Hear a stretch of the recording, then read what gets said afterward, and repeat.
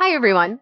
In this video, you'll learn how to find the Wi-Fi password on your Windows computer.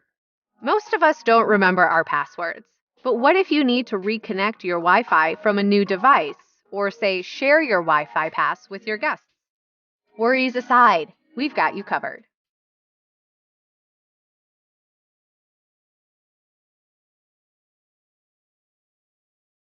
Say you already connected your Wi-Fi network and you need to know its password. Go to the search option on your PC and type in Control Panel. You'll see the relevant icon in the search results. Click it to proceed.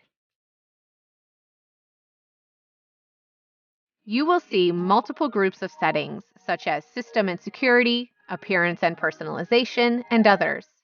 What you need is surely Network and Internet. Once you click it, there will be two sections: Internet Options and Network and Sharing Center.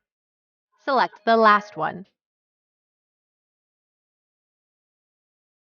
In the next window, click the name of your Wi-Fi that is listed in your active networks. A new Wi-Fi status pop-up window with General tab will be opened. Click the Wireless Properties button, then proceed to the Security tab. Now, see the dots to the right of the Network Security key? This is exactly what we're searching for. Just tick the Show Characters, and the Wi-Fi password will be shown. Copy and share your Wi-Fi password with anyone you need.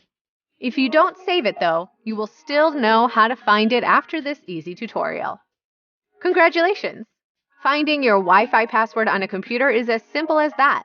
If you found value in today's video, hit the like button and subscribe to our channel so that you don't miss any new content we post.